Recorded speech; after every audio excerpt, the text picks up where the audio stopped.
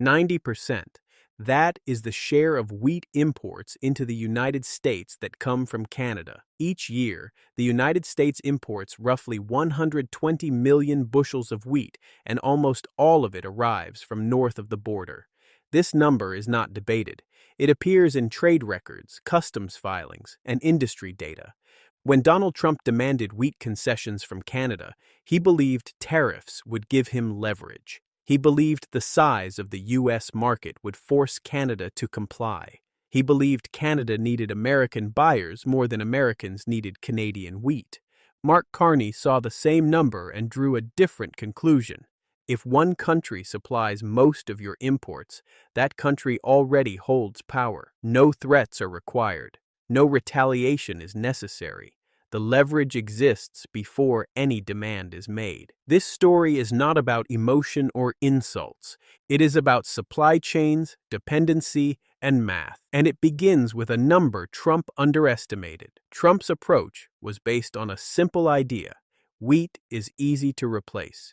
He assumed American buyers could switch suppliers quickly. He assumed domestic wheat production could fill any gap. He assumed tariffs would pressure Canada more than they would hurt the United States. Trade data shows the opposite. Canada exports wheat to more than 60 countries. The United States buys less than 1/5 of Canada's total wheat exports. Losing part of that market would reduce revenue, but it would not collapse Canada's wheat industry. For the United States, the situation is reversed. American flour mills depend on specific Canadian wheat varieties. These varieties cannot be replaced easily. They are needed to meet quality standards for bread, pasta, and baked goods. Trump treated wheat like steel or lumber. Wheat is different. That misunderstanding shaped the outcome from the very start. Canada did not answer the demand with threats. There were no emergency summits, no angry speeches, no public trade war language. Instead, Canadian exporters adjusted their plans. Shipments that were once meant for U.S. buyers were quietly redirected to other markets. Rail schedules were changed.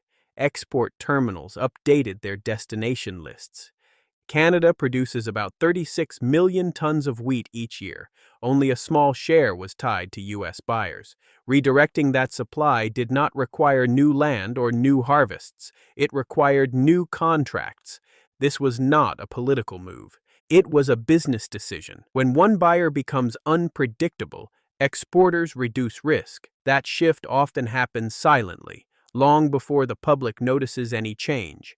Wheat is not a single product. Different types of wheat serve different roles in food production. Canadian spring wheat has high protein levels. It is essential for making strong bread flour. Canadian durum wheat is used to make pasta.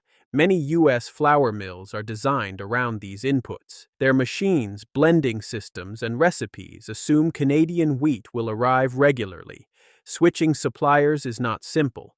Planting more wheat does not solve the problem. High-protein spring wheat depends on climate, soil, and long breeding cycles.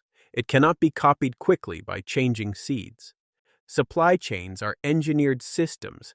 Tariffs do not make them flexible. They only raise costs and create strain. The tariff hit importers first.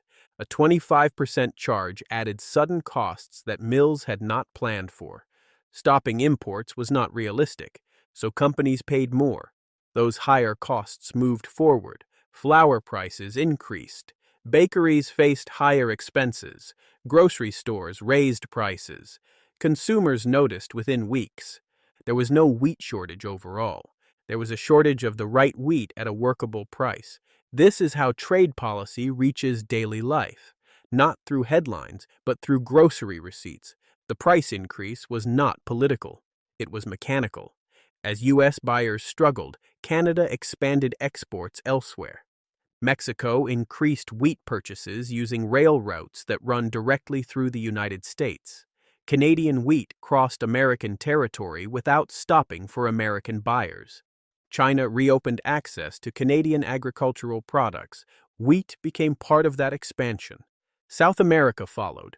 Brazil and neighboring countries viewed Canadian wheat as a premium product with reliable quality. These shifts were not dramatic. They were practical business moves. Once new trade routes are established and contracts are signed, supply flows settle into new patterns. Those patterns are difficult to reverse. What started as a wheat dispute turned into a broader strategy shift. Canada accelerated plans to reduce reliance on a single market. Diversification became urgent. Rail links mattered more. Port access became critical. Trade missions expanded beyond North America. This was not about punishment. It was about stability. Exporters prefer buyers who offer predictable rules. Once new markets prove reliable, returning to unstable partners becomes less attractive over time. As food prices rose, public language softened. Tariffs remained officially in place, but enforcement became quieter. Shipments moved with fewer delays. There was no public announcement. There rarely is when a policy quietly fails. Industry groups raised concerns behind closed doors. Lawmakers asked for exemptions and relief. But contracts had already shifted. Trust had already weakened.